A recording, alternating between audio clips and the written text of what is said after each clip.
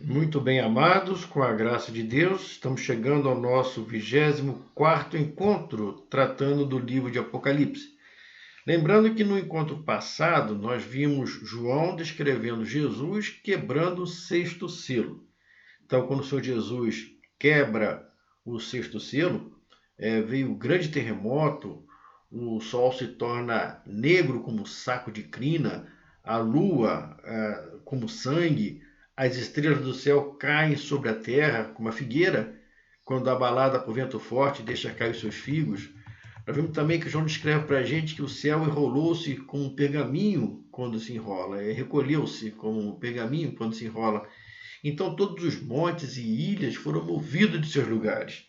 E os reis da terra, os grandes, os comandantes, os ricos, os poderosos, e todo escravo e livre se esconderam em cavernas, nos penhascos dos montes, e gritavam e diziam aos montes, aos rochedos: cai sobre nós, esconde-nos da face daquele que se assenta no trono e da ira do Cordeiro, porque chegou o grande dia da ira, e quem pode suster-se?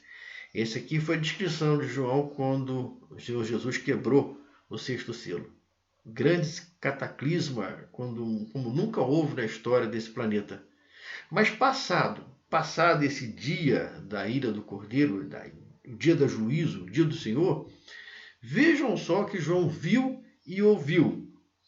Olha a partir do capítulo 7, verso 1, o que vai acontecer antes que Jesus quebre o sétimo e último selo, entre o sexto e o sétimo selo. Está escrito assim: depois disto, de todo aquele cataclisma, vi 4 anjos em pé nos 4 cantos da terra, conservando seguro os 4 ventos da terra, para que nenhum vento soprasse sobre a terra, nem sobre o mar, nem sobre árvore alguma. Então, olha só, João está vendo anjos nos 4 cantos da terra, segurando os ventos que viriam sobre a terra, para que não soprasse sobre a terra, o mar e a árvore. Então a visão dele agora está para a terra, está voltado para a terra. No versículo 2 ele coloca assim: vi outro anjo que subia do nascente do sol, um quinto anjo, tendo o selo do Deus vivo, e clamou em grande voz aos outros 4 anjos, aqueles que foram dado poder para fazer dano à terra e o mar. Ele diz o seguinte: não danifiques nem a terra, nem o mar, nem as árvores, até selarmos na fonte os servos do nosso Deus. Então ouvi o número dos que foram selados, que era de 144.000.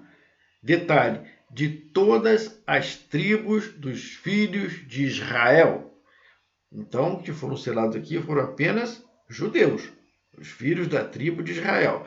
E ele vai descrever, versículo 5, da tribo de Judá foram selados 12.000, da tribo de Rubens, 12.000, da tribo de Gade, 12.000, da tribo de Asser, 12.000, da tribo de Naphtali, 12.000, da tribo de Manassés, 12.000, da tribo de Simão, 12.000, da tribo de Levi, 12.000, da tribo de Zacar, 12.000, da tribo de Zebulon, 12.000, da tribo de José, 12.000, da tribo de Benjamim, 12.000. Dando um total de 144.000. Mas se você olhar comigo essa descrição que o João está fazendo aqui, e você voltar para ver comigo a divisão das 12 tribos de Israel, você vai ver que nessa descrição que o João está fazendo, ele omite a tribo de Dan. Não citou a tribo de Dan. A Dan ficou de fora nessa relação aqui que o João está colocando para a gente. Outro detalhe também, cadê a tribo de Efraim? Olha, colocou aqui a tribo de José.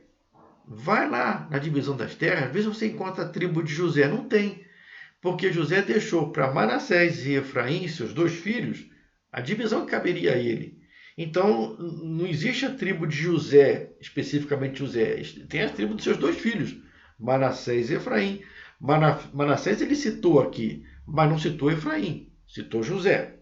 Então, na verdade, ele cita José, cita Manassés, não cita Efraim e não cita Dan.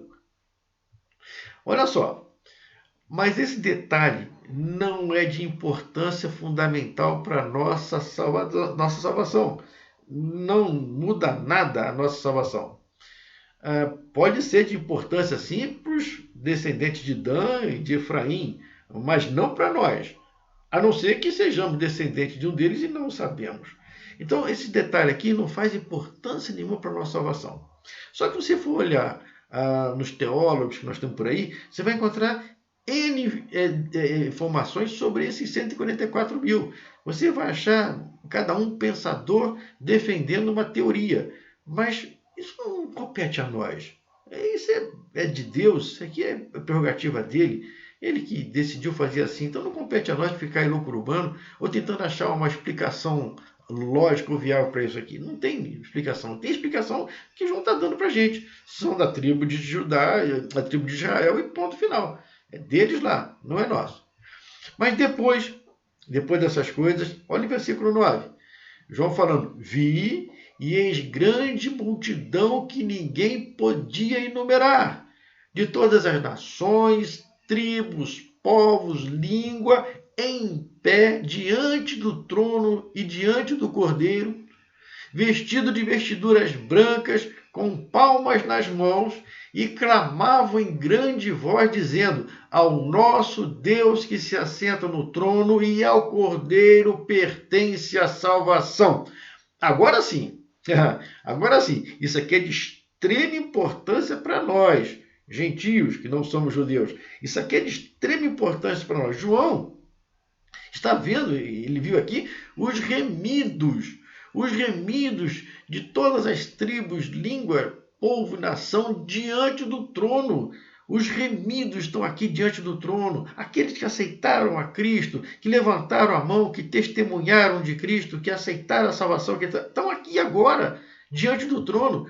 E olha, eles estão exaltando ao Senhor e em uma só voz estão dizendo, ao nosso Deus que se assenta no trono e ao Cordeiro pertence a salvação.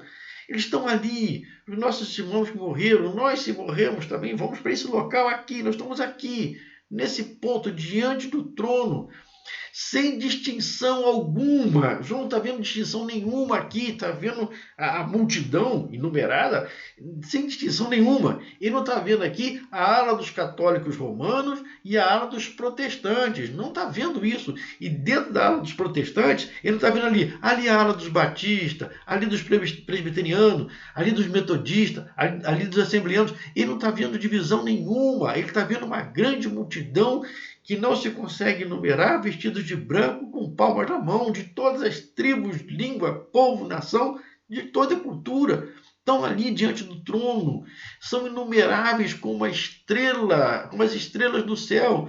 A profecia, a promessa feita a Abraão se cumpriu. Os descendentes estão aqui mais numerosos do que as estrelas do céu. Olha só, são inumeráveis sim para João. João não consegue enumerar aquela multidão que está vendo, mas não para Deus. Deus conhece cada um que está ali e chama pelo nome. Deus conhece cada um que está ali. Todos estão de pé diante do trono, diante do Cordeiro. Estar de pé diante do trono, diante do Cordeiro, é a posição honrada. É aqueles que fizeram por merecer estar de pé diante do Cordeiro. Vestidos de branco, graças ao sangue que Cristo derramou, graças ao sangue de Cristo que nos faz mais alvo do que a neve. Eles estão ali graças ao sacrifício de Cristo e com palmas na mão, simbolizando vitória. A vitória eles alcançaram, estão ali diante do trono. Aí, todos os anjos, versículo 11, todos os anjos que estavam em pé, rodeando o trono, todos os anjos estavam ali. Os anciãos e os 4 seres viventes que estavam ante o trono se prostram sobre o seu rosto, boca no pó, se prostram sobre o seu rosto e adoram a Deus dizendo, amém! O louvor e a glória e a sabedoria e as ações de graça e a honra e o poder e a força sejam ao nosso Deus pelos séculos dos séculos. Amém! Aqui está a palavra dos anciãos, dos anjos, dos seres viventes, dando amém e entregando ao Senhor toda a honra que ele merece. De repente, no versículo 13, um dos anciãos tomou a palavra dizendo: falando para João, este que vestem as vestiduras brancas, quem são? E de onde vieram? Um dos anciãos se dirige a João e faz essa pergunta: esses que você está vendo aqui, essa multidão que está vendo de vestidura branca, quem são? E de onde vieram? Aí João vai responder o seguinte: meu Senhor, tu o sabes. Então, esse ancião vai dizer o seguinte: são estes os que vêm da grande tribulação, que lavaram suas vestiduras e as alvejaram no sangue do Cordeiro. Tribulação, desde que a igreja de Cristo se apresentou, se formou na terra, vem passando por tribulações fortíssimas. Primeiro vamos botar assim, sobre a tirania dos judeus, depois sobre o domínio dos romanos, depois passando por toda uma Idade Média, pela Inquisição, por toda uma situação onde os irmãos em Cristo, que professavam a fé em Cristo, sofreram perseguições e amarguras. No nosso dia não é diferente, nós também temos as nossas perseguições, as nossas tribulações, talvez não tão sérias quanto aqueles irmãos, mas nós também passamos por nossas tribulações, e não são pequenas não, são grandes também. Nós passamos por essa tribulação, e essa aqui é a verdade. Quem vence, vai receber vestiduras brancas, uma palma, e o direito está de pé diante do trono. Então esse ancião fala para João: olha só, esses vêm da grande tribulação, lavaram suas vestiduras e alvejaram no sangue do Cordeiro, e coloca no versículo 15, razão porque se acham diante do trono de Deus. Então, para você estar diante do trono de Deus, você precisa lavar as suas vestiduras e alvejar no sangue do Cordeiro. Não é no seu sacrifício. Não é que você acha que faz, que deixa de fazer, mas é no sangue do Senhor Jesus Cristo, no sacrifício vicário que ele fez. E tem mais: esses que lavaram sua vestidura e alvejaram no sangue do Cordeiro vão servir ao Senhor de dia e de noite no seu santuário. Está no versículo 15. E aquele que se assenta no trono estenderá sobre eles o seu tabernáculo, ou seja, vai estar presente com eles ali. Versículo 16 diz o seguinte: esses que estão aqui, que aceitaram a Cristo, que lavaram suas vestiduras, que aceitaram o sacrifício dele, jamais terão fome, nunca mais terão sede, não cairá sobre ele o sol, nem ardor algum. Por quê? Versículo 17. Pois o Cordeiro que se encontra no meio do trono os apacentará. Olha que interessante, é o Cordeiro que vai apacentar. Aqui não tem mais a figura do pastor, o pastor apacentando. É o próprio Cordeiro que os apacentará. É o próprio Senhor Jesus que vai estar com ele. Para quê? Continua. E os guiará para a fonte de água da vida. Para a fonte de água da vida eterna. E olha o final. E Deus, o Senhor soberano, o eterno, lhes enxugará dos olhos toda a lágrima. Isso está acontecendo entre o sexto e o sétimo selo. Tudo aconteceu aqui até agora antes que Jesus quebrasse o sétimo e último selo. Mas isso aqui nós vamos deixar para o nosso próximo encontro. Fiquem todos com Deus e até lá.